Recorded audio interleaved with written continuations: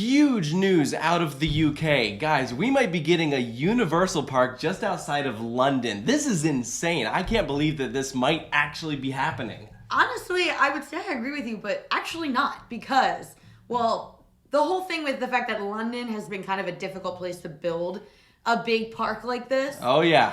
But on paper, I feel like this is the most logical place for a new large-scale Oh, resort. absolutely. So Yeah. I am surprised that it's actually potentially coming to fruition. But I'm not surprised that this is the location they chose. So this news comes to us thanks to Theme Park Stop Alicia Stella. Please go check out her video. She released a full article about it. Brilliant detective work here. And then after that information came out, Universal confirmed the land purchase. And so just to briefly go over some of the details, we're talking about Bedford, England. This is like kind of in between London and Birmingham. Universal purchased 240 acres for a price tag of $271 million. So they're spending a lot of money just on this land. And it is designated for theme park use, so you could fit a park, probably a hotel to go alongside with it. But creatively, we might not know anything of what actually is going to go inside this theme park for some time, but we can certainly speculate, which we're going to do later on. I think it's worth mentioning that in recent history, Universal has shifted and expanded a bit, and now they're Universal destinations and experiences. So we are getting a couple of like small parks in the US. This is not that. No. If they're going through with this, they have made it pretty clear it's going to be like a full-scale resort. Yeah, which is just huge. I mean, like, talk about the theme park market over there. It's already, like, pretty competitive. Not necessarily because of, like, different brands or companies. Merlin's Merlin owning the show. But there's a lot of options for visitors in the UK. I'm sure Merlin's a little, like... Oh, yeah, we can talk about that in a minute. They've got to be like, oh man, we have to step up our game here. Or they're excited to get people from out of town coming in that might do more than... Well, that's true. I mean, London is just a ginormous hub for all of Europe and really worldwide. So even if Universal hadn't already confirmed this, we kind of could draw a conclusion that it's definitely real because they literally filed for a website. It's Universal Studios Great Britain, and then they also filed for Universal Great Britain. Yeah, so, I mean, I think it's a great name. We're excluding Northern Ireland there, but it's all right. Okay. It's not in London, so they can't really call it Universal London. But they actually picked a pretty good location here. So it's pretty central. It's just north of the London Luton Airport, about 37-minute drive, 45 minutes by train, 1 hour drive from Heathrow. And then look at the other theme parks in the UK. It's about an hour, 15-minute drive from Thorpe Park, an hour and a half drive from Chessington, an hour and a half from Drayton Manor, 2 hours, 10 minutes from Alton Towers. And then the city of Bedford itself connects to the M1 and A1 roadways, as well as several other train stations that lead around. So, like, it is going to be very easy to access this town. The thing is, this is a very up-and-coming area. It's not just this park. A lot of places have actually tried to invest here, including big studios for, like, movie production. Now, it's not Universal Studios. Don't get that twisted.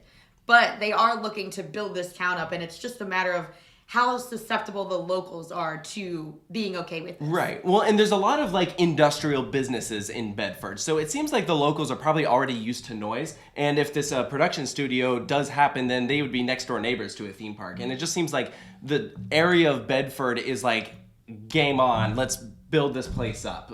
So I think that side of things is actually looking pretty good. But, you know, fingers crossed, we'll see. I know at one point the London Resort was looking at putting their theme park there, which obviously did not happen, and the London Resort isn't going to be happening at all. So I'm happy that this might. I thought the most interesting stat about Bedford was that 50% of the UK's population lives within 2 hours of it.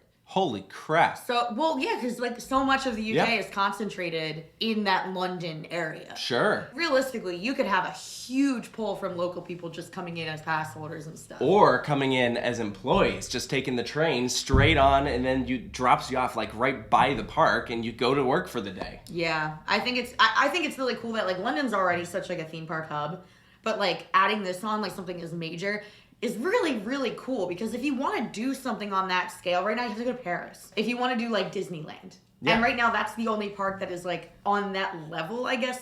Yeah, I mean, there's call it that, but I mean, it's different. Europa Park and like Fantasyland give very different experiences here. So like Universal, everyone knows them for like their classic like dark rides and everything. Well, it's IP driven. So yes, it's different. very. It's like you have a connection to like all these different, you know, characters and stories, whereas you go to like Alton Towers and it's like its own thing. Yeah. And so on and so forth. Which, speaking of intellectual properties, this brings us to another main point. So there's currently a rumor going around that in order to still encourage tourism for people from the UK going over to Orlando, which a lot of people do, that they might not want to overlap with specific rides that you can find at the Orlando parks. And that doesn't necessarily exclude those properties. They could still have a Jurassic section of the park, but maybe not necessarily Velocicoaster or River Adventure. I mean, that's fine. I'd like to keep Velocicoaster just for us. Selfishly. We'll take something different. Which actually, speaking of different, I put up a poll on Twitter asking people, what would you like to see in this park? The most popular one was Doctor Who, which we've never seen at a theme park before. I think it's feasible for Universal to get the rights to that, and that could make for a really cool attraction. Yeah. I know Disney has the rights to it in the US for distribution, but I'm sure that's something they could work out. James Bond, that would be... I'm imagining like the Bourne Stuntacular, but with James Bond. Or like the Fast and Furious coaster we're getting at Hollywood, but with James Bond. That'd be very cool. Yeah, that'd be cool. Paddington. Oh, that'd be like the kids there. That'd be cute. Yeah, definitely like a UK fan favorite there. Lord of the Rings, that's a huge one. Universal might have the rights to that. I want that at Epic Universe someday. Well, and that's I don't fair. want to share. I'll share. That'd be pretty cool. Zelda was discussed, and then Harry Potter. So how do you do Harry Potter? Because that is just hugely popular in the UK. Well, here's something I thought about. One of the other huge tourism things that there is to do in themed entertainment outside of the themed parks is the Warner Brothers Studio Tour that has a massive Harry Potter experience. Yeah, and it gets a ton of visitors. I think a stat I saw was like 16 million people doing this thing. So if Universal were to do something like that, would that affect their business? Would Warner Brothers even approve for that to be built there? I don't know. Yeah, because Harry Potter is by default a Warner Brothers property, but Universal has the theme park rights to it. So, like, would they even allow for that because of the proximity? Or is it different enough? Like, I think it'd be different enough. Maybe if they did something different than what is represented in the studio tour. I think that the people would be immensely thrilled about it. Because of how popular Harry Potter is in the UK, it would be a crying shame not to have it in some way, shape, or form in this park. But let's talk about some of the other properties. Something that was tossed around was Kung Fu Panda. So that's like an indoor land at Universal Studios Beijing. Well, from what I've gathered, it seems like they are going to try to go for some more indoor attractions, like, in indoor lands and stuff like that, because it's not warm all here in London. No, it gets cold. Yeah, so like if they want to keep things open all year, which these resorts typically do. Oh, they'll definitely be year-round, yeah. Yeah, they're going to have to build a lot of things indoors for people to actually still go during. Yeah, Minions is also indoors at Universal Studios Beijing, so you could bring that in. Do they do Jurassic World? If you do a Jurassic World themed land, that is different from Jurassic Park at Islands of Adventure. And then you could specifically look at Universal Beijing, because they have the Jurassic World Adventure ride. They have kind of like an indoor area. There's the Mach-powered coaster that goes through. So, I mean, there's things that you could do. You could even borrow the River Adventure ride from Hollywood, which is a Jurassic World theme. So that way it'd be different from the version in Orlando. Yeah. That'd be very cool. And then another very popular attraction at the Universal Parks is Waterworld. My only concern with that is a water show at a park that gets a lot of snow. I'm wondering, would they be able to... A snow show. They could have a snow version. Yeah, does the show like freeze over that they have to close it during it? Or do you like somehow make that enclosed? Maybe. I don't know, but that'd be pretty cool to see. And you don't get that in Orlando either. Yeah, you gotta get creative, and I think the fact that it would be like hugely an indoor park would be very different, because it's hot all year in Orlando. Yeah. The indoor stuff is to cool off, not to warm up. So it's a very different, Absolutely. reasoning there. Now, we can't talk about this without discussing something that was released. This is to be determined whether it is real or not. However, some concept art has been released showcasing what Universal Studios Great Britain might look like. It does look very real. It's in the very same style as what we have with like other Universal branded renderings. The thing is that this to me screams blue sky concept. Like, I can see like a Hulk clone. I can see what looks like to me the Jurassic World area. I can see like Starfall Racers in there. So like, it seems like this is just like here's what could be done with this land. But I don't think it's what's actually going to be there. No. It really, to me, it looks like something to show the area, to be like, here's what we're looking at. Yeah. Like, this is the scale we're going to go with, but not like this is actually what we're going to do. Yeah.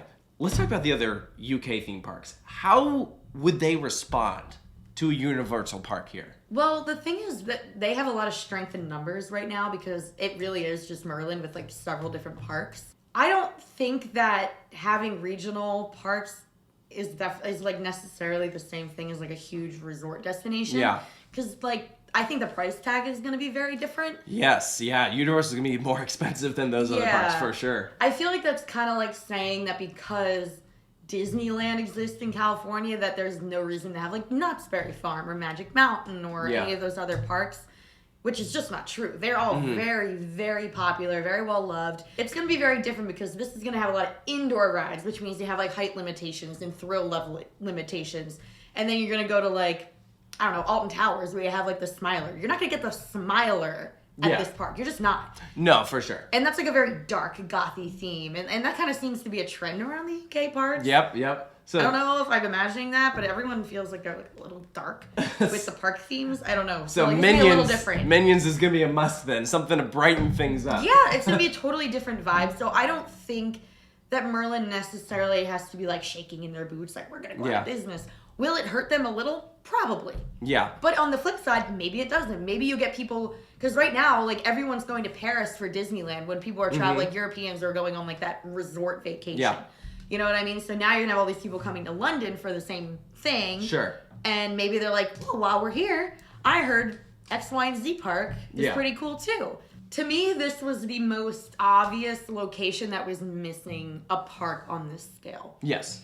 The only other location in the world, and I've said this before, and I will probably keep saying it, is I would love to see something like this happen in Australia. Oh, 100%. Yeah. And then, you know what? Then I'll feel complete. Yeah. Inside, I will feel very complete. Yeah, I like this. I'm very excited. The only other thing that I keep coming back to with this, because I love this idea. I've been saying for years that, Universal needs to build a park in London. Right. But Universal might also be looking to acquire Portaventura in Spain. And for a while, we were thinking that that was going to be the first Universal park in Europe, which, technically speaking, it still could. I'd be curious to see how that move would change anything, if it would at all. I mean, I know that you'd be retrofitting an existing park versus like starting from the ground up. I'm sure that this park in the UK would be a lot more intellectual property based.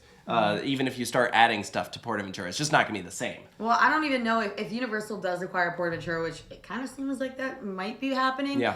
I don't know that they're going to brand it the same way. It might just stay Portaventura World and then like a Universal park. Yeah. You know what I mean? Like we own Universal's Portaventura. I don't know. I feel like at this point it has its own identity and it would be really hard to then like flip it around and make it into like your traditional Universal park. Sure. It's too far away from that. Yeah. Or you build another park right next to it. Do that. I don't know. What are you gonna do about Ferrari Land? That's a whole other Fast and Furious. It's a family coaster. Oh my gosh. Kill me. Anyway. Please let us know down in the comments below what you think of all this. Again, we are still very much in the early stages of all this. So there's still a chance, as with everything, that things could fall through. But I will say I feel a lot better about this than I have other up-and-coming theme park announcements and plans that have come out. Like this, I'm actually I feel like this very much could happen. And should it happen, they did say that the timeline would look like potentially opening in 2030. Yeah. Because right now they are still working on Epic Universe, and that's not scheduled to open until 2025. And it seems like they want to have a check next to that park of being completed before they break ground on another one because of the obvious huge expense of building a ground up park. So it's finished. Yeah. That one before we jump into That's kind of what they did with Beijing. I mean, that got a little delayed because of COVID, but I mean, by the time that one opened up, Epic Universe was just then really getting started. So it makes sense. But thank you guys for joining us for this breakdown. Again, please go check out Alicia Stella's video over at Theme Park Stop. Check out her article. We wouldn't have this news without her. And so we're very grateful that she was able to do all the planning for this because man, this is pretty cool to find out. Definitely. So thank you guys for watching, and we'll see you next time.